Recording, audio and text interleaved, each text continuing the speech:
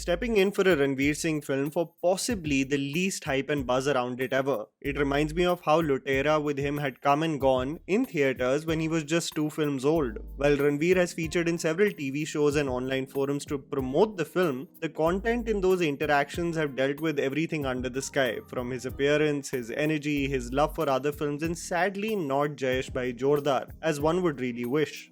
The era from 2012 to 2019 was dominated by Ayushmann Khurrana, where he made a name for himself with commercial comedies with a social message, or as mainstream would like to call it, hatke content. From sperm donation with Vicky Donor in 2012, body positivity with Dam Laga Ke Haisha in 2015, erectile dysfunction in Shubh Mangal Savdan in 2017, male pattern baldness with Bala in 2019, and the list carries on up till his recent venture Chandigarh Kare Aashiki.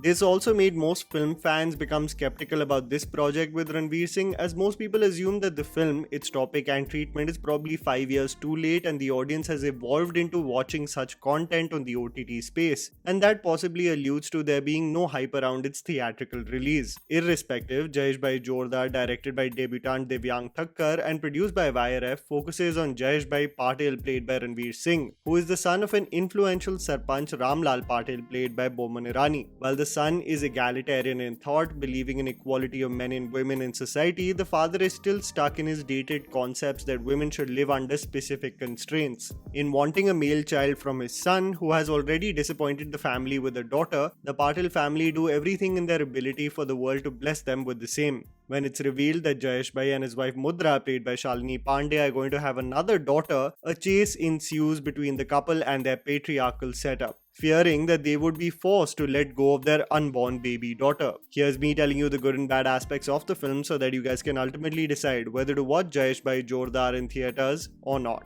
The trailer. Before I even get to the film, what was that trailer? I apologize. Movie summary 20 minutes into the second half of the film. It boggles my mind that sometimes marketing teams sit together and approve of the final product going out there. There is so much information regarding this movie that could have been withheld to be experienced in theatres. Why reveal in the trailer itself that they are expecting another daughter? The trigger for them to run away already getting exposed. So you want to motivate audiences to go to theatres, right? While they already know what will happen till 20 minutes of the second half of the film, it does take several twists and turns that are not revealed, but it still takes away from the demographic that sees everything online and needs a trigger to step into the theatre. And if in the same year you have products like Jana Gana Mana, Kashmir Files or even Attack that pump out such engaging trailers, leaving most to be experienced on the big screen, there is something that can be learnt from those effective marketing strategies rather than exposing most of the emotional beats of the film already.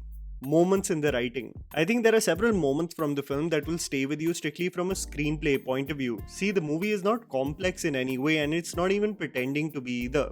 And a film that is pitched as a social comedy often needs to shine with its sequences, and it primarily can be done with the conviction of the writer, Divyang Thakkar in this case, who definitely has his moments. As the family is finding photos of Mudra played by Shalini Pandey, they find her face hidden by the gungat in all of them, only to transition to a shot of her on the run with her daughter to roll down the window and her gungat to fall down due to the gust of wind. Just a glimmer of freedom she didn't even know she was missing out on. Beautifully integrated in the film's screenplay. I've seen many films that keep people hostage, but it's the first time where a character keeps his own jewels hostage to the horror of his own parents. The threat to the Vansh actually accounted for a hilarious and inventive sequence. The moment shared between Ranveer and Ratna Pathak Shah communicate a life of what-ifs in the silences beautifully. I think the creators could have expanded on the same dynamic in a better way. The music. Yash Raj Films is known for their music ever since I have started watching movies. When you consider the prototypical definition of commercial Bollywood movies that include a storyline with regular breaks of melodious song and dance, you equate it to banners like YRF and Dharma Productions. Sadly, Jayeshbhai Jordaar has to include one of the most forgettable musical albums composed by Vishal Shekhar. The single Firecracker, apparently advertised as the banger from the album, just falls flat in terms of impact both from a musical and choreography standpoint, and it is one of the few times in a YRF product I actually cannot rave about the songs or tell you that I've been jamming to the tunes from the film for quite some time. Even heartfelt songs like Dil Ki Gali and Dheere Dheere Seekh Jaunga just don't hit the mark.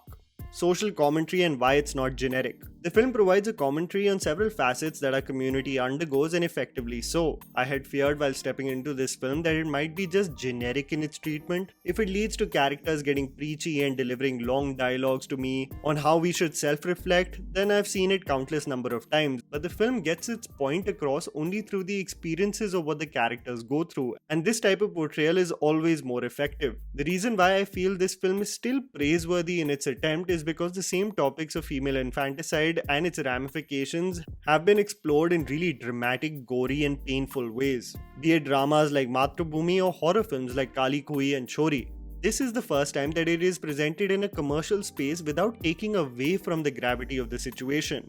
Be it the concept of masculinity and the dated notion of being physically fit or stoic only denoting the same, or what constitutes as one's progeny, both boys and girls, and more importantly, how everyone is a product of what they have learnt and seen, still having the room to grow and change. Ranveer Singh polarization and cheesiness. The conviction with which Ranveer Singh devotes his heart and soul into projects is undeniable. The man really does transform or attempt to transform whichever character or world that he is set in. But this is a performance that will easily split audiences right in the middle. The core emotion that Ranveer portrays through Jayesh is admirable, and I think most people will connect with the trials and tribulations that he undergoes in the film. But where people will really feel uncomfortable is his dialogue delivery. Many people feel, and I also lie in this category, that he sounds more like an imitation of a Gujarati rather than how they will sound in their daily life. The best example of a comparison that I can give you is the delivery of dialogues by Pratik Gandhi in Scam 1992, and when you compare it to Ranveer in this film, one sounds organic and grounded and the other a performance meant to mimic rather than be. More on why Ranveer still holds on to the core emotion of the film later, but the criticism of dialogue delivery cannot be ignored.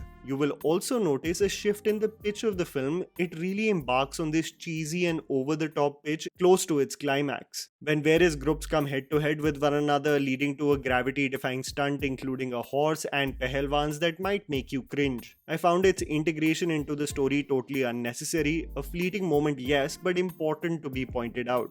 Ensemble cast. Baman Irani is as formidable as ever as the toxic and stubborn Sarpanch who will only have his way. He lacks any kind of kindness or sympathy for those who dissuade him, and as the intimidating presence, the man did a really good job. Ratna Pathak Shah I wished had more scenes because she is one of my favorites on the big screen, but she really shines when Jayesh forces her to come to terms with her real personality. Shalini Pandey has a great debut in Hindi films, but the little firecracker Jia Vaidya as Siddhi really steals the show. She keeps her parents in check, and the technologically savvy and confident young girl is a ball of energy that will make you helplessly smile. Ranveer did make me cry as he sits among a women's support group and helplessly cries at the lack of empathy in the world, my only gripe probably being the creative choice taken with his accent. I wouldn't go out of my way to tell you that this film is exceptional because it does have several issues in its final treatment, but to deny its sincerity and conviction would be dishonest.